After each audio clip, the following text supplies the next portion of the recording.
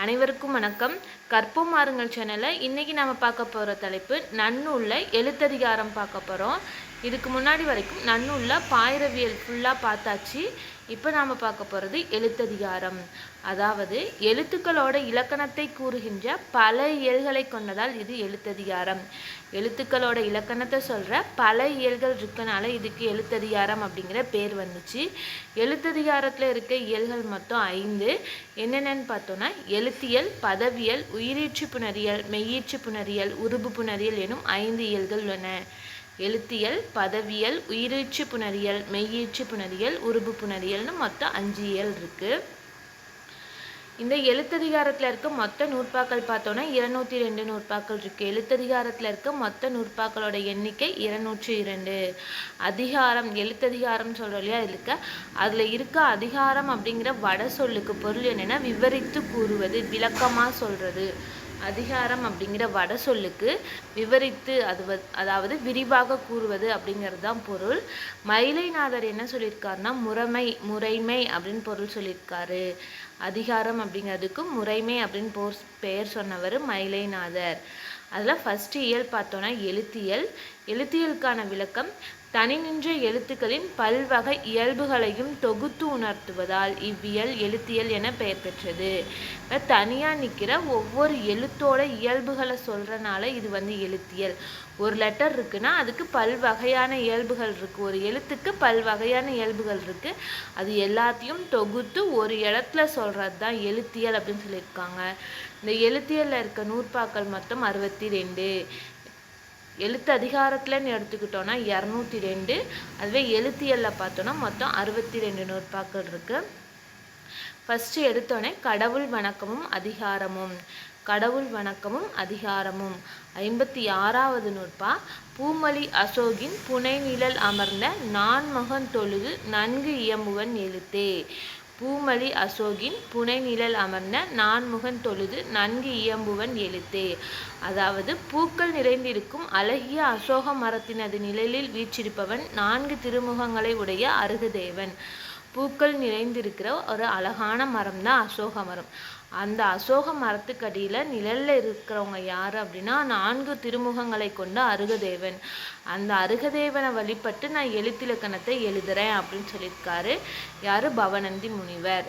பூக்கள் நிறைந்திருக்கும் அழகிய அசோக மரத்தினது நிழலில் வீற்றிருப்பவன் 4 திருமுகங்களை உடைய அருகதேவன். யான் அக்கடவுளை வழிபட்டு எழுத்திலக்கணத்தை நன்கு எடுத்து கூறுவன் அப்படின்னு சொல்லியிருக்காங்க. பூமலின்னு ஆரம்பித்து தொழுது அப்படிங்கிறது ஒரு கடவுள் வணக்கம். இது நன்கு இயம்புவன் என்பது அதிகாரம். இயம்புவன் எழுத்தே என தொடங்கியதால் இது நுதலி புகுதல் எனும் உத்தி. இந்த கடவுள் வாழ்த்து நுதலி புகுதல் அப்படிங்கிற உத்தியின் மூலமாக அமைச்சிருக்காங்க அப்படின்னு சொல்லியிருக்காங்க. பூமலி தொடங்கி தொழுது அப்படிங்கிறது கடவுள் வணக்கத்துக்கான ஒரு செய்யுள். நன்கு இயம்புவன் அதெல்லாம் ஒரு அதிகாரம். இயம்புவன் எழுத்தே அப்படிங்கிறது இது எல்லாமே வச்சு தொடங்குறனால நன்கு இயம்புவன் அப்படின்னு சொல்கிறனால இது நுதலி புகுதல் அப்படிங்கிற உத்தியை அடிப்படையாக வச்சு எழுதியிருக்காங்க. வழிபடு தெய்வத்தை வணங்குதல், மங்கள சொல்லை முதலாக வைத்தல் ஆகியவற்றால் எடுத்துக்கொண்ட இலக்கண இலக்கியம் இடையூறு இல்லாமல் எளிதில் முடியும். இப்போ நாம் ஒரு தெய்வத்தை வணங்கியோ இல்லை ஆரம்பிக்கும் போது ஒரு மங்களமான சொல்லை வச்சோ எழுதுகிறோம் அப்படின்னா நம்ம எழுதுகிற இலக்கண நூலாக இருந்தாலும் சரி, இலக்கிய நூலாக இருந்தாலும் சரி, இடையூறு இல்லாமல் சீக்கிரமாக முடிஞ்சிரும் அப்படின்னு சொல்லியிருக்காங்க. அதன் காரணமாக தான் ஒரு நூலில் தெய்வ வணக்கத்தை முதலில் கூற வேண்டும் அப்படின்னு சொல்லியிருக்காங்க. அடுத்தது பார்த்தோன்னா எழுத்திலக்கணத்தோட பாகுபாடு மொத்தம் 12. எழுத்திலக்கணத்தோட பாகுபாடு மொத்தம் 12. 57வது நூற்பால எண், பெயர், முறை, பிறப்பு, உருவம், மாத்திரை, முதல், ஈறு, இடைநிலை, போலி, என்றா, பதம், புணர்வு என 12 பாற்றதுவே. எண், பெயர், முறை, பிறப்பு, உருவம், மாத்திரை, முதல், ஈறு, இடைநிலை, போலி, என்றா, பதம், புணர்வு அது கூட சேர்த்து பதம், புணர்வு என 12 பாற்றதுவே அப்படின்னு சொல்லியிருக்காங்க. என்ன அப்படின்னா என்னென்னா எழுத்துக்களோட தகை. பெயர்னா பெயர், முறை அப்படின்னா நிற்கும் முறை, பிறப்பு அப்படின்னா எழுத்து பிறக்கும் முறை, உருவம் அப்படின்னா அந்த எழுத்தோட வடிவம், 6 மாத்திரை அப்படின்னா ஒலிக்கும் அளவு. முதல் அப்படின்னா ஒரு சொல்லோட முதல்ல வர்றது. மொழிக்கு முதலில், மொழினாலும் இந்த இடத்துல சொல் தான். சொல்லுக்கு முதல்ல வர்றது எது? இறுதியில். ஈறு அப்படின்னா சொல்லுக்கு இறுதியில் வர்றது எது? இடைநிலை அப்படின்னா சொல்லுக்கு இடையில வர்றது எது அப்படிங்கிறதெல்லாம் விளக்கியிருக்காங்க. 10வது பார்த்தோன்னா போலி. 11வது பதம். பதம்னா சொல்லு. அப்போ ஒவ்வொரு எழுத்து சேரும்போது 2 அல்லது அதுக்கு மேற்பட்ட எழுத்துக்கள் சேரும்போது சொல் வரும். அந்த எழுத்துக்களால் ஆன சொல்ல தான் இங்கே பதம் அப்படின்னு சொல்லியிருக்காங்க. 12வதாக பார்த்தோன்னா மொழிகள் புணரும் புணர்ச்சி. இது எல்லாமே எழுத்திலக்கணத்தோட பாகுபாடு அப்படின்னு சொல்லியிருக்காங்க. இதில் முதல் 10 அகத்திலக்கணம். இவற்றுள் எண் முதலாக போலி ஈராகிய 10 அகத்திலக்கணம். 11வதாக இருக்க பதமும் 12வதாக இருக்க புணர்ச்சியும் பார்த்தோன்னா புறத்திலக்கணம் அப்படின்னு சொல்லியிருக்காங்க. எழுத்தின் அகத்திலக்கணம் 10 எழுத்தியல் என்னும் ஓர் இயலில் இடம்பெற்றுள்ளன. இப்போ நம்ம எழுத்ததிகாரத்தில் எழுத்தியல் ஃபஸ்ட்டு பார்த்துட்ருக்கோம். இந்த எழுத்தியலில் அந்த பாகுபாட்டில் ஃபஸ்ட்டு இருக்க 10 எழுத்தியலில் வரும். 11வதாக இருக்க பதம் அப்படிங்கிறது பதவியலில் வரும். பதவியல் அப்படிங்கிற இயலில் வரும். 3வதாக இருக்க புணர்ச்சி அப்படிங்கிறது உயிரீச்சு புணரியலில் வரும் அப்படின்னு சொல்லியிருக்காங்க. அந்த சொல் புணர்றதா புணர்ச்சி அப்படிங்கிறது நம்மளுக்கு தெரியும். அந்த சொல் புணர்ற புணர்ச்சி அப்படிங்கிறது உயிரீச்சு புணரியலில் வருது அப்படின்னு சொல்லியிருக்காங்க. இவ்வாறு அமைந்துள்ள பாங்கே ஒத்துமுறை வைப்பு என்னும் முத்தி. இப்போ கடவுள் வணக்கம் பார்த்தோன்னா நுதலி புகுதல் என்னும் முத்தியில் வந்துருந்துச்சு. அதுவே இந்த எழுத்து பாகுபாடு பார்த்தோன்னா ஒத்துமுறை வைப்பு அப்படிங்கிற உத்தியில் வந்திருக்கு. இப்போ எழுத்துக்கான விளக்கமும் வகையும். ஒரு எழுத்து அப்படிங்கிறது என்ன அதுக்கான விளக்கமும் எழுத்தோட வகையும் அப்படின்னு பார்த்தோன்னா மொத்தம் 2 இருக்குது. அதில் 58வது நூற்பால மொழி முதல் காரணமாம் அணுதிரள் ஒலி எழுத்து அது முதல் சார்பு என இருவகைத்தே. மொழி முதல் காரணமாம் அணுதிரள் ஒலி எழுத்து அது முதல் சார்பு என இருவகைத்தே. அதாவது சொல்லுக்கு முதற்காரணமாகிய அணுக்கூட்டத்தின் காரியமாக வருகின்ற ஓசை எழுத்தாகும். அவ்வெழுத்து முதல் எழுத்து சார்பெழுத்து என இருவகைப்படும். முதல் எழுத்து சார்பெழுத்து என இருவகைப்படும். அடிவயிற்றிலிருந்து காற்றை எழுப்பி ஓசை உண்டாக்குதல். ஓசைனா என்ன? சவுண்டு. அதை என்ன சொல்லியிருக்காங்கன்னா ஒலி எழுத்து. ஒரு சவுண்டை ஒலி எழுத்து அப்படின்னு சொல்லியிருக்காங்க. எழுதுகிற எழுத்துக்கு பேர் வரி வடிவம். அதாவது நம்ம அடிவயிற்றிலேருந்து காற்றை எழுப்பி ஓசை உண்டாக்குறது ஒலி எழுத்து, எழுதுறது வரி வடிவம். இந்த இரண்டாலும் தான் எழுத்து அப்படிங்கிற ஒரு காரண பெயர் வந்திருக்கு. எழுத்து அப்படிங்கிற பேர் ஒரு காரண பேர். அது ஏன் வந்துச்சு அப்படின்னா அடிவயிற்றிலேருந்து காற்றை எழுப்பி ஓசை உண்டாக்குறனாலையும் எழுதுறனாலையும் தான் இந்த எழுத்து அப்படிங்கிற காரண பேர் வந்திருக்கு. சொல்லுக்கு முதற்காரணம் எழுத்து, எழுத்துக்கு முதற்காரணம் அணுக்கூட்டம், அணுக்கூட்டத்தின் காரியம் எழுத்தானார் போல எழுத்துக்களின் காரியம் மொழி. அணுக்கூட்டத்தோட காரணம் என்னன்னு பார்த்தோம், எழுத்து. அணுக்கூட்டத்தின் காரியம் எழுத்து. அந்த மாதிரி எழுத்துக்கு காரியம் மொழி அப்படின்னு சொல்லியிருக்காங்க. முதல் எழுத்துக்கள் என்னன்னு பார்க்கலாம். சொல்லுக்கு முதற்காரணமாய் நிற்கும் ஓசையே எழுத்து.